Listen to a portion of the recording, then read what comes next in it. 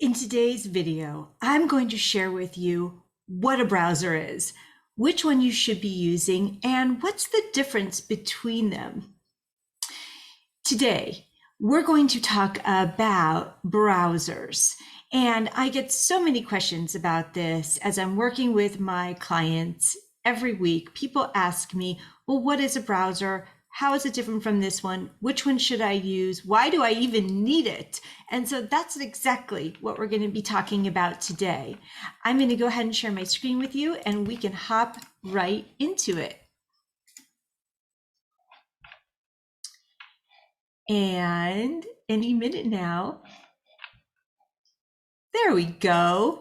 Okay, well, welcome. Today's workshop is about internet browsers. Before I get started, I've got to dedicate this class to my wonderful father-in-law who passed away last year. You see, he loved his AOL browser. And while I have my opinions about that, because I loved him and admired him so much, zip, kept them to myself and just helped him whenever he needed the help he needed on his computer. Now, if this is your first time joining me, welcome. I am so glad that you're here today. I know firsthand that sometimes just logging on and taking a workshop can be a challenge. And I want to congratulate you for joining me today and learning something new. Now, I am the founder of Senior Savvy, and I started this company 3.5 years ago. It's truly the marriage of two things I love, which is helping older people and all things tech. I'm also a course creator, and my first course is now released. It's launched. It's on creating secure passwords you can remember. And if that's something that you're challenged with, and I know so many of us are, I want you to reach out to me so I can help you get enrolled and beyond the step to providing and protecting yourself online.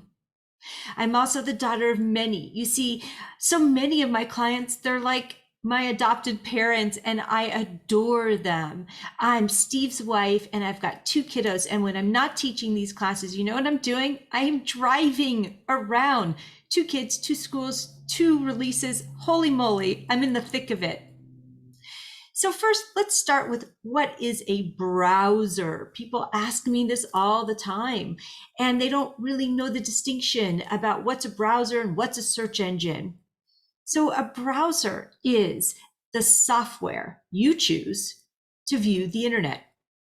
It retrieves and displays web pages. That's what it is. And what I want you to do is I want you to think of a browser like a pair of glasses.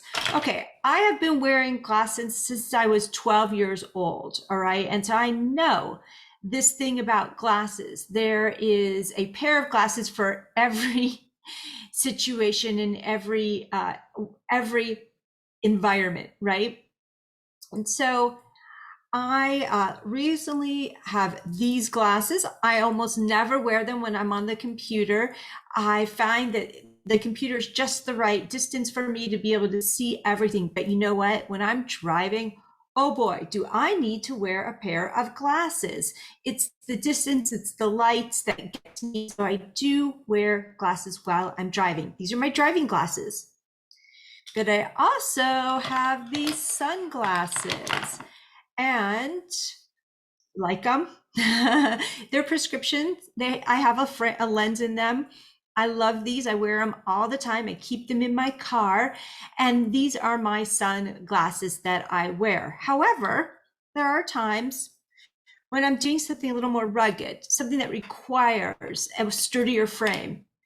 And when I need to do that, I put these fancy gals on and wear these. They're just sturdier than the other ones that I wear all the time.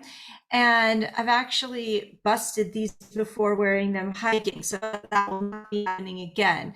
That's why I bring out the sturdy frames for that one. So just like when you are choosing a pair of glasses for the environment that you're going to be in, the same thing is true for choosing an internet browser. Now, most often, my glasses are going to be great in every environment. But sometimes when it's too bright out, I need to make an adaptation, right? Same thing is like with your browser. So I really want you to think of it like a different pair of glasses that you're going to put on to see the internet. Now, I always love to give you a little bit of a history, a backgrounder on on my topic, which today is internet browsers, because I know so many of you love the historicity of a subject, and I love that about you. So the World Wide Web, let's talk about that. I started using the web back in the 90s, okay? And when I first got online, we were using something called Mosaic. And after that came the web crawler. Does that sound familiar to anyone? How about this one? It's called Netscape. Does that ring a bell for anyone? Yes, I know. So Netscape was developed in the mid 1990s. Yes, I am that old to remember that. I'm 52. Can you believe it? I can't. My kids always tell me I look 13, maybe 15 years younger than my age. Nonetheless, throughout the years, the browser has adapted for our mobile environments and for our more portable devices. The browser has really developed significantly. And back in, let's say, the early 2000s, so in 2001, the reigning internet browser at that time was the Internet Explorer. That's the one with the E with the line through it. Now, about 9 years later, the Internet Explorer is still holding its ground and its popularity. And what's coming up behind it, little by little, is the Firefox browser, Safari, and then the one that's going to take it all, Chrome. You see, just a couple years later, the Google Chrome browser swoops up, takes over, and is the reigning champion in the internet browser field. And so we can see here in 2013 that the internet browser really starts to get the full popularity with the Google Chrome. So now, most recently, Google Chrome still holds that popularity. It still holds that market share. And there's a good reason for that. We're going to talk about that. And what comes up right behind that is Safari. And then you may still be using your Internet Explorer or the Edge, and then Firefox and so on. So chances are you are using one of these most popular internet browsers. How you choose that is truly based on the type of computer you're using, whether you're using an Apple or you're using a PC like a Dell. So that really helps you determine which browser is going to be most compatible for your system. Let's first talk about some of the browser speeds. Okay, in a basic search on Chrome, on Microsoft Edge, and on Firefox, overall, Firefox tends to be the fastest browser when you're doing a basic search. If you're trying to stream content from Netflix or from Amazon Prime, or you're watching videos, overall, the Microsoft Edge tends to be the fastest one. And in every one of the speed tests that I did, whether it was a basic search, whether it was streaming, whether it was creating a graphic on Canva, the fastest overall happens to be Firefox. Yep, so if you're looking for speed, which most of the time I am, I don't want to wait for something to load, Firefox would be a good browser for you. Now let's talk about some browser basics. I just want to navigate you through the browser window so that you have a better idea of what you're looking at and what you can be doing. So let's go ahead and break this down. And if you know me by now, you know I love a good diagram that points out the most important features. None of our modern devices are given to us with a breakdown. And so I love to do this when I'm teaching you. Number one, there's a go back button. So anytime you're on the internet, you want to go back to the last page. You don't have to close it and open it. You can choose the number one, the go back button. Number two, this is where you're going to refresh and reload.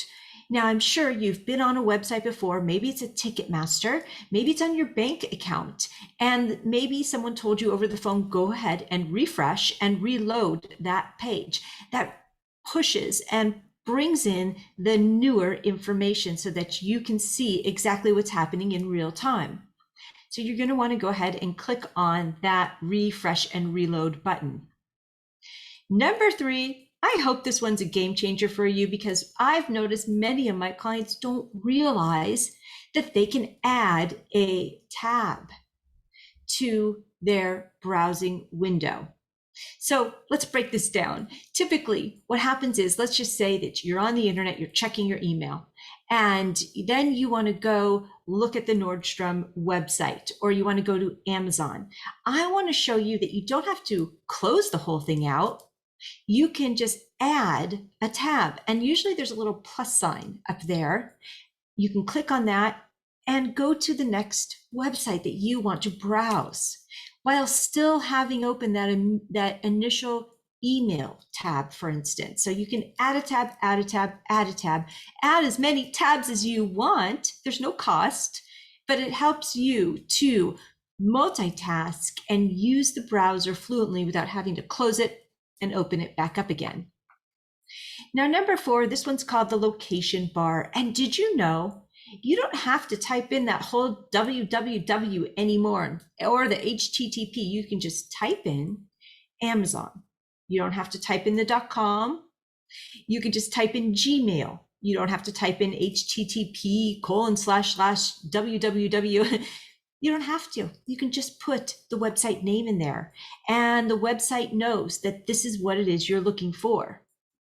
Finally, you can also resize your window. So let's say you wanted to open up your Quicken, for instance, and also have your email open or your bank account open so that you can look at two things at once. You can do that by resizing the window. And anytime you want to change any of the settings or update your browser, because new updates come out all the time, I want you to look over there where it says number 6. This is where you're going to see the 3 dots, which symbolize a menu and also give you an opportunity to update your browser if you need to. So keep your eye focused over there.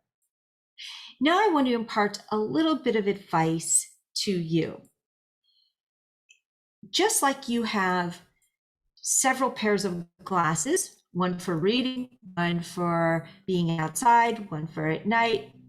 Just like you have several pairs of glasses, I want you to also have at least 2 internet browsers. Why? Well, it's sort of like this. Sometimes you need a spare key, maybe to loan it out. Maybe you want to carry a lighter key in your pocket, for instance. But the browsers, some are better than others for doing certain things. So if you are an Apple user, all of our Apple devices come pre-installed with a Safari browser. But you also want to download the Google Chrome browser as well. There are many websites that the programmers are developing that are designed to be seen and browsed in Chrome. And so you want to have access to that. If you are a PC user, your device has already come pre-installed with Microsoft Edge. So I do want you to download Google Chrome as well. This way, if one website is not loading sufficiently in Microsoft Edge, you can go to Google Chrome and see if you get a better result there. Now, I do want to remind you, if you're struggling with passwords, I would love for you to take my mastermind course on creating secure passwords you can remember. And find me on Facebook. I am there all the time posting new videos, as well as on YouTube, which is maybe where you're watching this right now. If you ever need one-on-one personalized support, reach out to me and I will help you. That is a calendar scheduling link if you want to go directly there. And here is my phone number as well as my email address. Please go ahead and reach out to me. Let me know you watched this video. Let me know if you have any questions. And if there are any other topics that I can provide you with, I want you to tell me. It's my honor and it's a privilege to serve you. Have a wonderful day.